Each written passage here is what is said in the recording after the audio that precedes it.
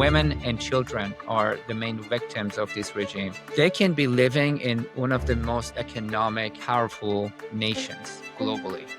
Their fossil fuel, the natural resources, how young, how talented this population is. Mark Dubowitz always says this thing that I really like. He never lived in Iran. He lived around Iranians. He really cares about Iran. He always says there's only one place that Iranians are not successful, and that's Iran right now. This Islamic regime, they have proved over and over again that when you think cannot get worse than this, they have surprised people. It can get worse. Politically, they've lost layers and layers of their senior leadership. They've lost legitimacy because they've shown now domestically that they're not capable of resisting foreign invasion. And also diplomatically, they don't have the support they used to have from the Gulf nations and their neighbors because of they attacked them. Militarily, they've shown they've lost their navy, they've lost their air defense system, and they've lost their missiles and drones manufacturing capability. As the cash dries up and they cannot pay wages, we see desperation. In your experience, does a desperate regime lash out militarily, or do they fold at the negotiating table first? Saw U.S. Navy Central Command, NAVCENT, putting out a statement saying that the blockade includes boarding and seizing of ghost fleet tankers, meaning we're not just blocking Iranian oil coming out of the strait, but the oil that is sitting outside the Strait of Hormuz. You mentioned President Biden, and I remember his biggest threat was don't, and they did. It was really something. 10 years, 15 years after moving to the US, I found myself in the White House. That's what freedom means. That if you want to be effective, if you have goals, and if you work hard, you get there. And that's what I always tell my friend and family, that there's nothing most rewarding, and there's nothing that I appreciate more about this country, and that's the fact that if you work hard, you stay focused on one thing, you get there.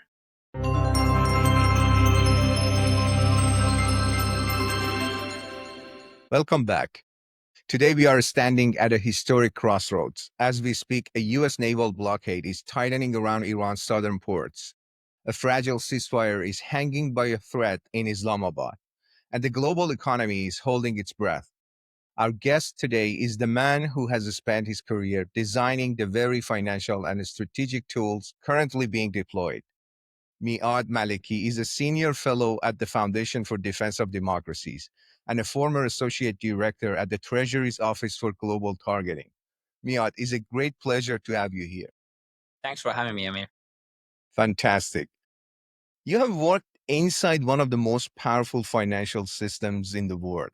But I want to start earlier. What shaped your lens on Iran in the first place? Well, I was born and raised in Iran, and moved with my family to the U.S. and ended up in Texas, where we have both Jewish and Baha'i background, two religious minority groups in Iran that are subject to harsh persecution, and it's just not a friendly environment to be in. If the side is very welcoming. You don't have problem, to the most part, with day-to-day interactions with your fellow Iranians, but there's a systematic oppression against minority groups that is implemented by the regime and is encouraged by the Islamic Republic. And that, in addition to all the economic, financial problem you're going to have to deal with if you're not a part of, you're not a regime supporter, you're not a part of that inner circle. And on top of that, you're a member of the religious minority groups. Putting all that together, you get pushed out, and a lot of people did.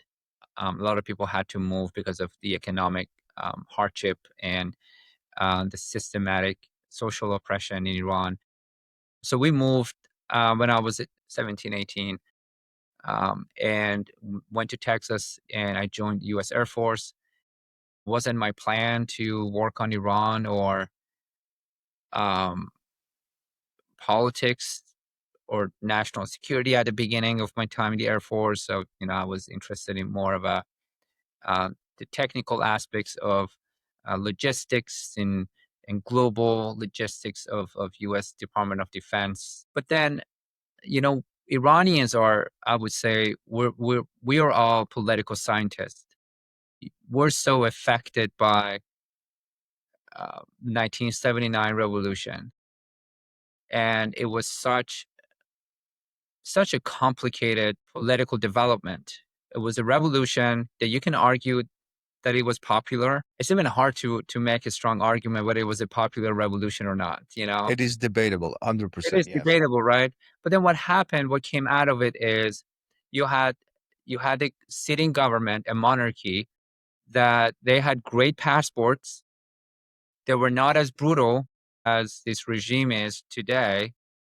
And at some point, they just thought maybe it's not worth fighting and killing our fellow Iranians. And they jumped on airplanes with great Iranian passport at the time, and they got out and they handed governance to an Islamic theocracy that ended up giving Iranians what they weren't expecting to come out of 79 revolution. And so I think Iranians became very involved in politics, like it was a debate in every family, every household, whether you thought the revolution went wrong, whether you thought the revolution was needed, but it needed time. The reforms were possible when reforms were impossible within.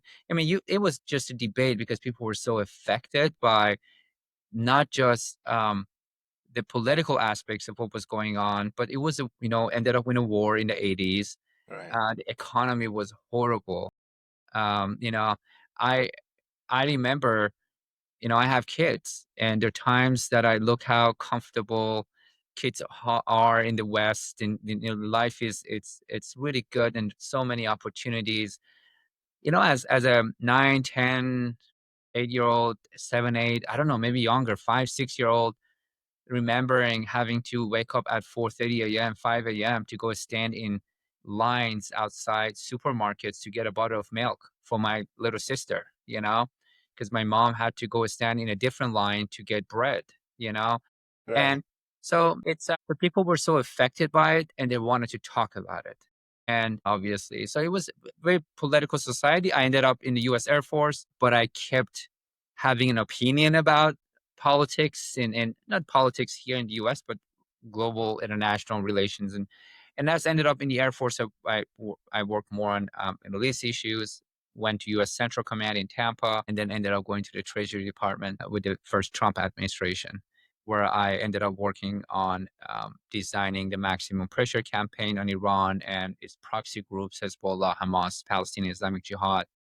And my first task was to put together a plan to reimpose sanctions on the regime that would lift it as a part of the Iran nuclear deal, and then how to increase pressure on the regime to the point of either forcing it to change its behavior and coming to the table to negotiate a deal that would have been better than JCPOA. And happy to discuss mechanics or details of that at some point, but also how to put pressure on the regime to the point that it can't cause as much pain and misery on people across the region through its proxies, Hamas, Hezbollah, the Houthis, all these groups that were destabilizing the region and also posing a threat to US national security and assets in the region. I appreciate that. It is fascinating to see how your political career, has evolved over time. You also mentioned a great point. You grew up with a deep understanding of Iranian culture. How has the cultural intuition helped you find the financial blind spots that Western born analysts might miss? First thing that I told my colleagues in the US government, what you hear coming from the Iranian regime, what you're hearing about Iran, really try to take the layer of propaganda and narrative, put that aside, try to look at the numbers. Don't look at the numbers that you get from the regime. Try to bring bits and pieces of information that you get from the country together and try to have an understanding of what's actually happening on the ground. We have this saying in Farsi, "Surato ba sili surkh negah dashtan," like to keep your face kind of like blush and nice with it slapping yourself. Right. You're hungry, you're you're thirsty, you're under pressure, you're not feeling well, but you still want to put a good face on. You still want to look good, right? So, so it's not. I'm not saying it's a cultural thing, but it's a trend in Iranian messaging out of Iran that the regime, regardless of how bad the situation was in Iran, in all aspects of governance, all aspects of Iran's society, they were really good at Portraying a different picture, yeah. right, exactly, and shaping perception. And unfortunately, the problem that we've had since the JCPOA, and I think JCPOA is what really led to this issue, the Iran problem became a political topic, meaning a domestic political topic in the US instead of a strategic national security topic. It became a policy that every administration would change or take a different approach to, and you can't deal with a dictatorship that has been pursuing the same policies and same ideas 47 years. You can counter that with policies that are shifting every 4 years. And fortunately, since JCPOA, I would say towards the end of the first Obama administration, Iran case became a domestic political topic, and presidents came in and either couldn't implement policies that were good long enough to work, or they implemented policies that were poorly designed just to achieve some goals that you could achieve in a matter of 3 or 4 years, and they would have caused, or they caused long-term damage to U.S. national security interests. And JCPOA is a good example of it. Some of the policies of President Biden in regards to Iran were good examples we can talk about. And I'm not saying this is not a political statement, because I keep poking at one political side here in the U.S., but not the other side. But the other side also, things could have been planned better, but they had to be planned just based on this reality of a 4-term year and for presidency in the U.S. So Yeah, anyway, I love that. You mentioned President Biden, and I remember his biggest threat was don't, and they did. It was really something. So, talking about numbers, Miad, you have estimated that this blockade cost the regime roughly $435 million a day. For the audience at home, what does that pain hit first? Is it the IRGC rockets, or is it the wages of the rank and file soldier? well, it's so let's break it down. Let's just break down the numbers very quickly. When we say $435 million a day, we're talking about $276 million a day in export, and that's crude oil, petrochemical products, non-oil exports, metals, you know, wide range of things that Iran exports. We're looking at about $159 million a day in imports, and that's a wide range of things that Iran imports, including raw material and catalyst and other items that Iran needs to produce petrochemicals, metals, and other things that they need exports. We are looking at the overall of $435 million a day in imports and exports and trade. About most majority, or you can argue almost all of that now, would go through the Persian Gulf, the Strait of Hormuz. And I say that because after the war, during the strikes, Iran's production capacity on petrochemical and metals and other items dropped, and therefore their land exports, or exports through land to Afghanistan, Turkey, and Iraq, has declined significantly, if not fully diminished. Because remember, they also have a domestic market that they need to provide. If they're not exporting through land, then they're going to have to really look at the export through Persian Gulf. Now, to answer your question, 40% of Iran's, it's debatable. Some people say 25% to 40% of Iran's government budget depends on, uh, government revenue depends on oil export. The numbers are not clear, Amir, and this is also a good point for your listeners. One thing that I know for a fact is no one in the Iranian government knows what the exact numbers are. Mhm. It's an economy that is so mismanaged or not managed. It's corrupt. It's very opaque, and you just don't really know what the actual numbers are. You get Maybe it is intentional because of the corruption. right, and I think there's some level of meaningful efforts in the Iranian government to have the actual numbers, because if there are folks who come in and they really want to know if they can get things under control or understand how to manage the country's economy, and they just can't find the numbers again because you know look at it this way: 1/3 of Iran's petroleum export is the oil that is allocated to Iran's armed forces. So every one barrel out of 3 barrels of oil that National Iranian Oil Company put on the oil terminal to goes out, is the oil that the RGC, armed forces, general staff, you name it, these different elements of Iran's military, they pick it up and they sell it in the market. How they sell it, how do they bring the money back? If they bring any of it back, who do they have to pay commission? Is it a Zanjani type guy? Is it a Shamkhani type person? Is it some Greek national? Whoever they're using to get the oil out. How much of that oil they give to Hezbollah? Because the way that RGC supports the Houthis and Hezbollah is that they give them Iranian oil to go sell. If the trade is not going through, if Iran is not exporting, it's not importing, who's going to be affected first? Well, obviously, Iranian regime always try, the corrupt actors in the regime, they know how they can protect themselves economically. They're gonna push that pain down to the ordinary Iranians. They've done that for 47 years. How much they can increase pressure on ordinary Iranians, that's another topic we can discuss, because when you were hearing this whole discussions about President Trump's threat to target Iranians, civilian infrastructure, energy Power plants, yeah. plants. I remember someone from Iran messaged me, someone that I know, and said, "Hey, we haven't been getting power, internet, gas for years now. I mean, we don't even have water that we can rely on." So, hey, is this that tweet is gonna freak me out that US is gonna now take the energy power plants away?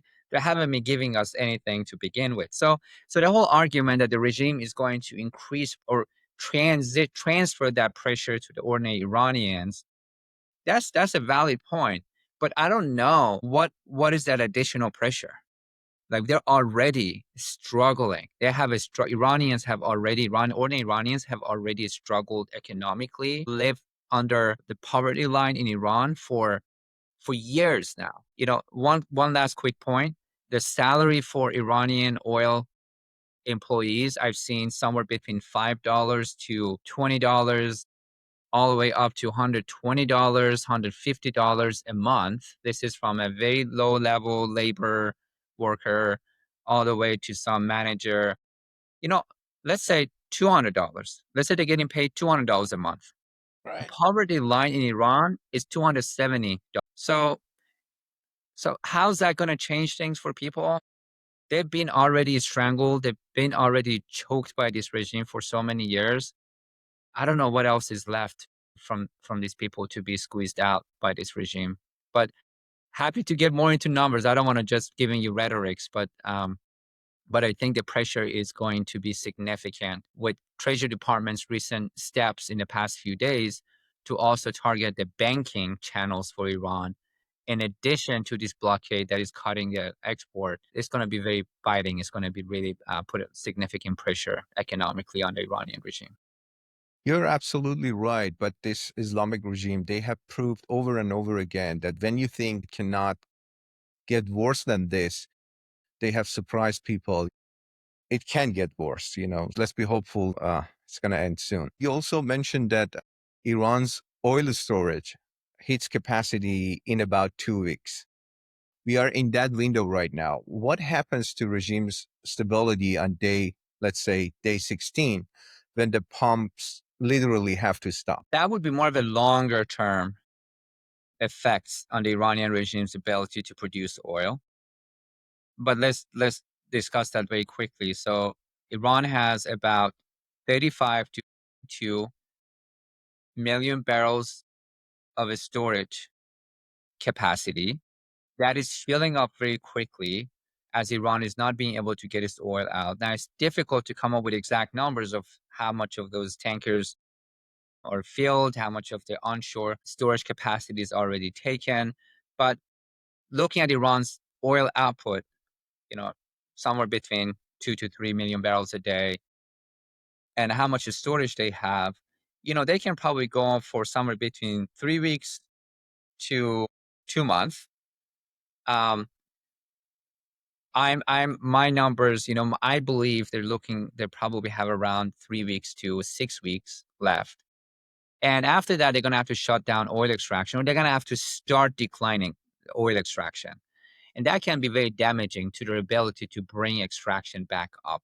In 2019, 2020, in 2020, in Treasury Department, with the coordination with our colleagues over at the State Department, we brought in Iran's oil export down to 100,000 barrels a day from 1.9 to more million barrels a day during the JCPOA.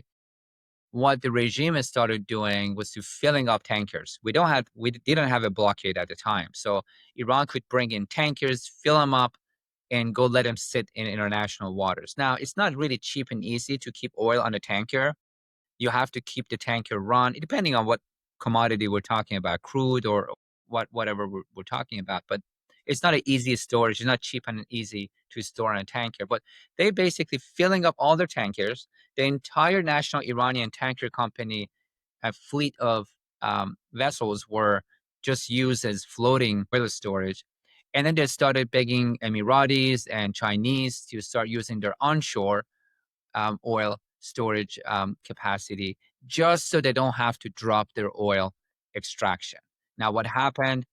The Iranian regime, they're very smart. They see these things. They waited out President Trump, and then President Trump, the moment left, the Biden administration came in and they wanted to negotiate. And as a part of that negotiation, if you look at Treasury Department sanctions that went out during the Biden administration, you see a decline in enforcement of sanctions on Iran's oil. And when you don't enforce oil sanctions, then people want to buy it because there's a less risk of being sanctioned. So Iran's export went up, and Iran didn't really have to drop its oil extraction because they only had about 1 year, 6 months to a year of President Trump's last year to wait out. They did it, and then they went back to shipping a lot of oil. Now, this time around, if we have another 2 years of President Trump left, if this pressure continues, whether through blockade or some maximum pressure campaign, then they're going to have to drop their oil extraction. That's going to really bite them economically. Right. So as the cash dries up and they cannot pay wages, we see desperation. In your experience, does a desperate regime lash out militarily or do they fold at the negotiating table first? Well, I've seen over and over that they're offered good deals and they walked away from it because they keep wanting more. That's why I keep saying the Iranian regime is its worst enemy. I mean, during the Biden administration, they had chances over and over to get some really good deals, but they kept asking for more. They ended up not getting a deal. And then the October 7th happened, and the US government at the time was just reluctant to continue the talks. So that policy went away, and that Iranians didn't have a chance to get a deal. But what's going to happen when they run out of cash, and if there's no sanctions relief option, meaning they can't get a deal with the US, they can't settle on a negotiation terms, then the reality is domestically, think about what happened in January. And this was the largest domestic uprising against the Iranian regime. It had Across the country, economic, yeah. right? It had across the country, right? And to me, if economy is just getting worse and the regime is just it's weaker, then maybe this time around the regime is not going to be able to kill its way out as much as it did in January. We just have to hope. And if they're low on cash and they can't pay salaries of RGC thugs and their Basij supporters, I don't know. I mean, at the end of the day, these RGC members and Basij members, I mean, you can leave Basij out because Basij members are really the core, that they're not really getting paid a whole lot anyways. The conscripts in the RGC or the personnel in the RGC. At the end of the day, they're Iranians. A lot of them really joined the RGC not because they really believed in the Islamic Republic. They had to make that choice in a market, an employment market with 40% unemployment rate. And I would argue that there's a big part of the RGC and Iran's armed forces that if they're not getting paid, they're not going to go on the street and kill their fellow Iranians. I've seen signs of even hardline regime supporters who you consider as being hardline regime insiders. They're not really. I mean, look, you've seen them leave Iran, go to Canada, and they turn into completely different type of people, right? This guy, Ghalibaf, he's a completely different person when he's not sitting in the parliament saying that to America. The moment he can get out of Iran, someone gives him a visa to take his family, go live in Turkey, go live in Canada, they're going to show up in shorts and, Sperry's, on the beach. So I think that's the moment that they can't pay salaries, that things going to really change. And I think the argument that I'm hearing is that they're going to starve their people before they cut salary of the RGC and the armed forces. But that just doesn't, that's not the way things work on the ground economically. You can't just choose and pick, all right, well, I'm going to take everything off the shelves from the stores, put them in some kind of a warehouse only to feed my RGC personnel with RGC personnel. I mean, things just doesn't work like that on the ground. When Right. you reach the point of doing that, things just gonna break. So, anyways, that's kind of that's where my head is. But you just never know how things could shift domestically. Absolutely. Let's not forget about the Shia militias that coming from Afghanistan, Iraq. They need to be paid as well. So if there is no money for them, they're not willing to participate, I believe. I hope that's the case. Yeah, I mean, at the end of the Trump administration, 2020, if you go back and look at local news coming out of actually New York Times put out a really good report that Hezbollah was complaining about not getting paid by the regime. Iraqi Shia militia groups were complaining that half of their paychecks were, not showing up in their bank accounts. There was significant pressure on Iran's proxy and surrogates financially because the Iranian regime couldn't pay them. So they'll reach that point. I mean, look, Houthis, I mean, have you seen them really getting involved these days? Maybe they get involved at some point, but they stayed pretty quiet. I'm not sure if they're doing that because they've accepted the fact that this regime is not gonna it's not gonna be a reliable source of funding for them, and maybe it's not worth their weapons survival to be put at risk by getting pulled into this conflict. But these proxies and surrogates, they're not as reliable as the Iranian regime think they are. They're Arab nationals, they're Afghan nationals, they have their own countries, they'll have their own nations, and they have their own economic interests and financial interests. If that shifts, then they're going to shift their loyalty too. Yes, you're right. So, Miat, critics, that we have many of them these days, say the US cannot sustain a total blockade without spiked oil prices crashing the global economy.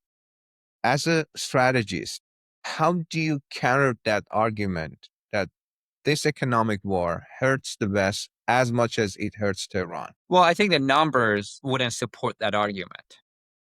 I mean, we just kind of went through some of these numbers. Strait of Hormuz is way more critical for Iran's economy than any other economies around the globe. I mean, closure of the Strait of Hormuz was Iran's nuclear option, and it went for it. Their economy is going to listen. Don't look at the numbers now. The real numbers, the effect of Iran's closure of the Strait of Hormuz on its own economy, those numbers going to show up depending on how the negotiations would go, if there's some round of negotiations. But these numbers, the effect's going to show up a little bit down the road. But economically, Iran is way more vulnerable to a closure of the Strait of Hormuz than any other economies around the globe. We're talking about two different things. You're talking about airline tickets going up and people having to cancel their summer trips if they really can't purchase their tickets. People are not going to be able to travel to go watch some World Cup soccer games Um, you're going to see some people having to cut back on some of, like my parents, they try to cut back on their commute because of the gas price. Some people who have less of a purchasing power, they might see the effect in that way. I'm not discounting the effect of it. It is real, but you can compare that to Iran losing $435 million a day in commerce for the economy that already has 106% of food inflation year on year, or 30-40% unemployment rate. So you can't, that argument just doesn't make sense. That No, absolutely. I really like the way that you clarified that. We can put it this way. It's like discretionary expenses versus mortgage payment. If you do not pay your mortgage, you will be homeless. But you can avoid traveling or unnecessary trips if you don't have to. right, at more higher macro level, there is a real concern with, let's say, airliners. If they're not selling tickets for 6 months, for eight, or they have to increase their prices and their sales drop, then those companies might have real problems. But again, you can't compare that to a country completely having a complete collapse of economic collapse, as opposed to companies that are facing fiscal problems. So yeah, you explained it very well. You articulated the argument very well. I appreciate that. We are in a fragile ceasefire, and President Trump is pushing for a second round in Islamabad. Do you view these talks as a genuine off ramp or just a tactical pause to let the blockade do its silent work? It'll be a guessing game because what's really being unpredictable as a president when you're facing a national security crisis, or when you're engaging in foreign policy decision making or negotiation, especially with the states like Iran with dictatorships and thugs or non-state actors. Being unpredictable is a winning card, and President Trump is doing a great job staying unpredictable. However, as a superpower with major economic global reach, being unpredictable is going to have major economic problems. So it's like a double-edged sword. So it's difficult to guess what really the thinking is. But at the end of the day, I think President Trump would like to see a resolution. He wants to see some kind of an agreement. He wants the agreement to be better than the JCPOA. And he also has a really good and sober understanding of where Iran is economically, politically, and militarily. On politically, they've lost layers and layers of their senior leadership. They've lost legitimacy because they've shown now domestically that they're not capable of resisting foreign invasion after 47 years of preparing for exactly this. For 47 years, they said they're going to go and wipe up Israel from the map. And after 47 years of doing this, Israeli fighter jets are flying over Iran's airspace until they run out of fuel and then they have to go back. Um, so they've lost the legitimacy. Politically, they're in a very weak position domestically. And also diplomatically, they don't have the support they used to have from the Gulf nations and their neighbors because of the Right. way they attack them. Economically, we just discussed that. Militarily, we just discussed that too. They've shown they've lost their navy, they've lost their air defense system, and they've lost their missiles and drones manufacturing capability. President Trump understands that he's really negotiating from the position of power. Unfortunately, there congressional pressure that might interfere with President Trump's effort to get a really good deal because he might feel pressure to just settle for something that would be less than a perfect deal from a US national security perspective. Right. But I see that his points about wanting to get a deal is real. The points of 10 to 15 points that we've been hearing about or we've been reading about, those are pretty reasonable asks from the regime, from the government. Don't support non-state actors. Don't send your money to thugs across the region. You don't need an uranium enrichment program. You really don't need it. I mean, we can have another chat about this. Economically, Iran's enrichment program never made sense. You can't justify it. The only way to justify it is from a military point of view, from some deterrence reasoning. The 3%, it's cheaper to go buy uranium, enrich uranium in the market. You don't spend $1 trillion, $900 billion to create an infrastructure to enrich uranium when it makes sense to just buy it in the market and like everybody else. You're right. I see a genuine, intention that President Trump wants to get a good deal. Russia has recently warned that President Trump likes surprises and might strike while negotiating. Given your time at OFAC, how much of this talk actually cover for repositioning assets for a final kinetic blow? You're raising a really good point, and it's a really important question to ask. It's difficult to come up with an answer, but what I can tell you is looking at the numbers, again, don't look at the propaganda. Don't look at, Iran won. Iran is the winner. Iran has the upper hand. I mean, let's leave all of that nonsense out and just look at the reality that, or let me just tell you this. I don't know if you read about how the Iranian negotiation team in Pakistan had to change their flights, go to Mashhad. From Mashhad, they broke into smaller teams and then they traveled. Some of them went with bus, some of them went with train, some of them went drove, just so they can be all killed together. So that happened inside Iran. We're not talking about that's how they traveled in Pakistan. That's how they traveled inside Iran. So that's the reality on the ground. That the regime officials, they can't show their faces in the face of external threat. Same thing domestically.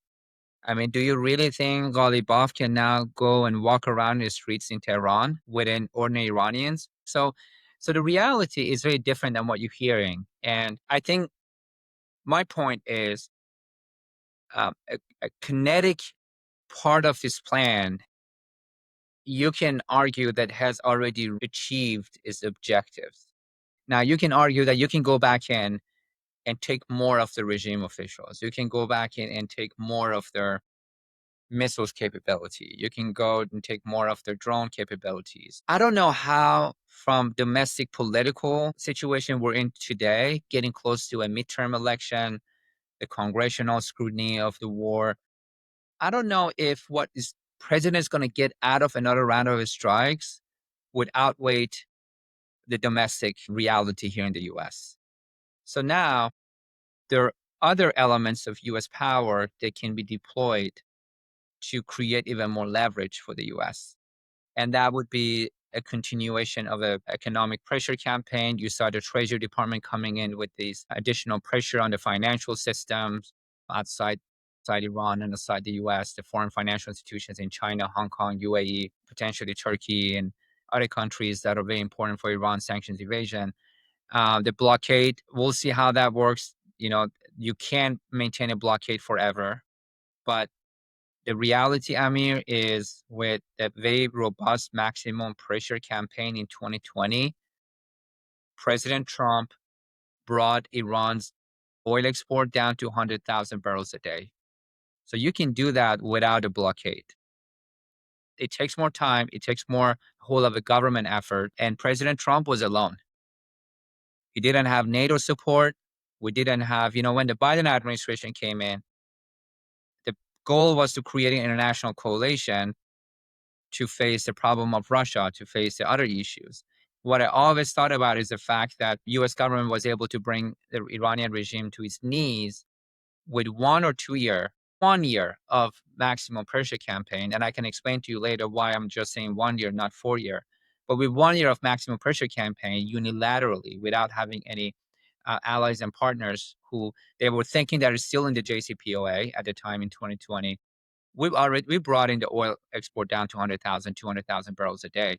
So it's possible, and maybe President Trump is looking at how can we disengage and look at other means to continue to maintain pressure on the Iranian regime. Yes, absolutely.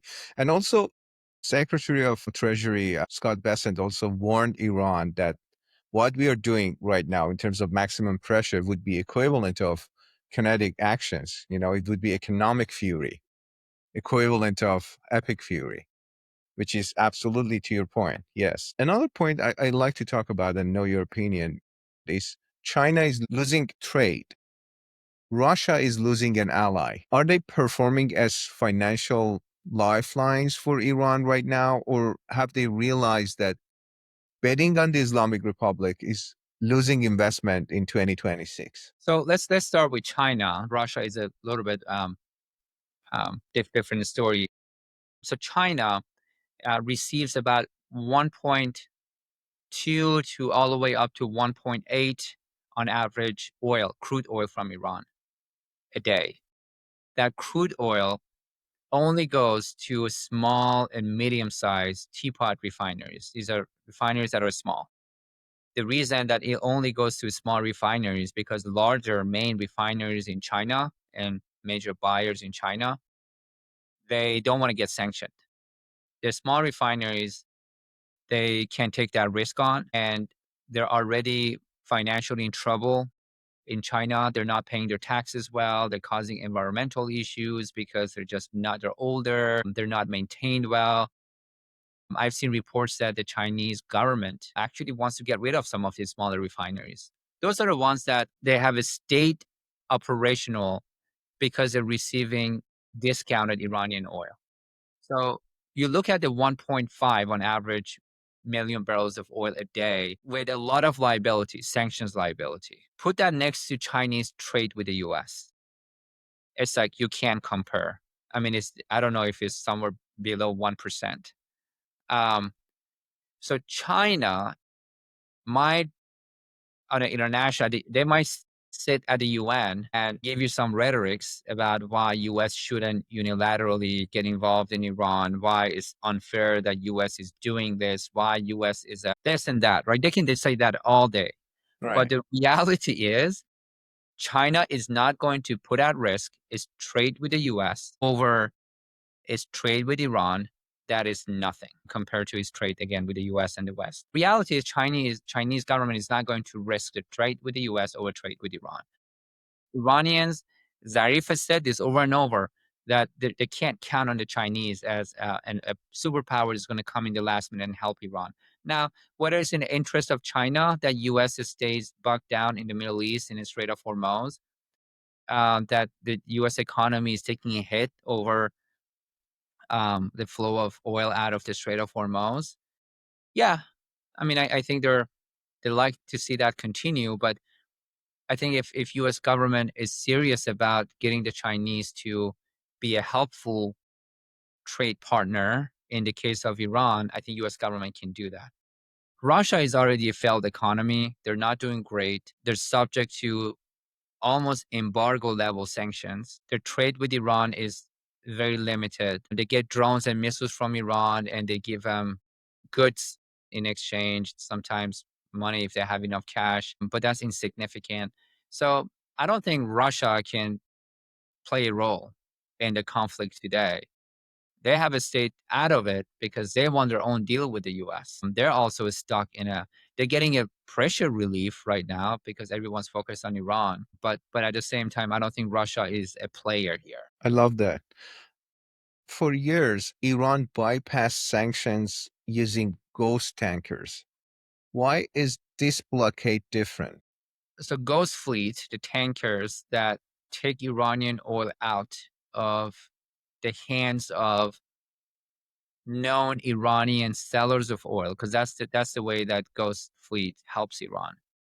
It really conceal the Iranian side of the trade. They play as an intermediary to take the oil out and get it to the buyers. A blockade is blocking the flow of oil out of Persian Gulf to Southeast Asia, where you see the ship to ship transfer mostly happens. Some of it happens in the Persian Gulf, but Southeast Asia is where Malaysia, the waters around Malaysia, that's where Iranian oil is picked up by the Ghost Fleet to the most part.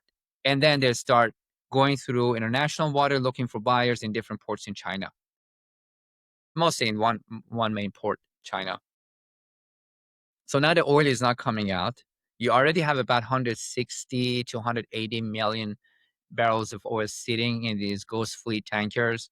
You saw U.S. Navy Central Command, NAVCENT, putting out a statement saying that the blockade includes boarding and seizing of ghost fleet tankers, meaning we're not just blocking Iranian oil coming out of the strait, but the oil that is sitting outside the Strait of Hormuz, we're we're maintaining the power to go on board and seize those tankers as well. Yeah, the ghost fleet becomes irrelevant in a case of a blockade after a while, meaning as soon as that oil is delivered and those tankers become empty, they can't go back and pick up Iranian oil in the Persian Gulf, so they're become irrelevant. Miad, if there is a young Iranian watching this on YouTube right now, which I doubt because of the internet blackout, let's say they're using VPN or any means to be able to watch this video, feeling the weight of triple digit inflation, what is your message to them about the darkness before the dawn? You know, I didn't know Iran's economic potentials when I lived in Iran.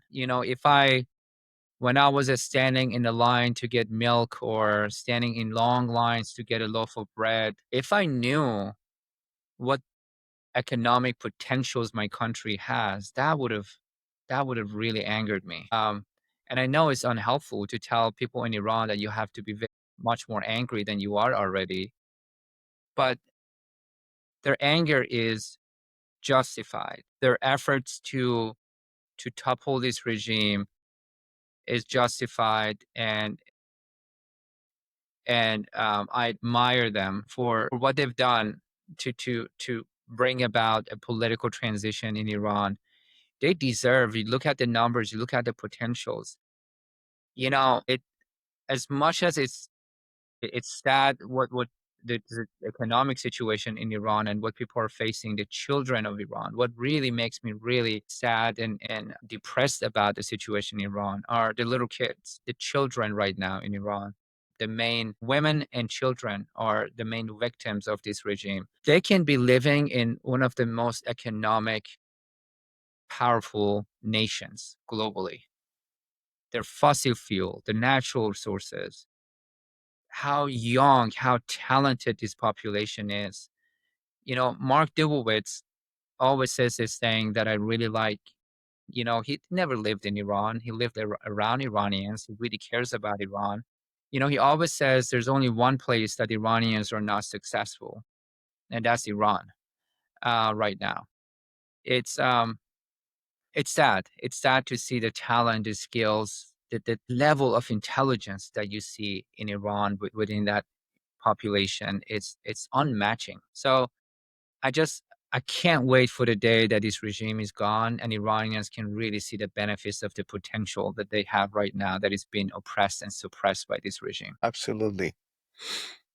Yet, after everything you've seen, from your immigration to states to Air Force to the Treasury to this current crisis, what does freedom mean to you personally? What it means is that, I came as a young immigrant with little to no money. We came with nothing. We started everything at zero. And within a few years after moving to the US, 10 years, 15 years after moving to the US, I found myself in the White House. That's what freedom means. That if you want to be effective, if you have goals and you work hard, you get there. And that's what I always tell my friend and family, that there's nothing most rewarding and there's nothing that I appreciate more about this country, and that's the fact that if you work hard, you stay focused on one thing, you get there. And none of this was because of luck. I just work hard and I stayed determined that I wanted something, and the freedom of this country, that the freedom that this country offers, helped me get there. It was so powerful. Yeah, thank you for bringing such surgical clarity to a very chaotic moment in history. Thank you. Thanks for having me, Amir.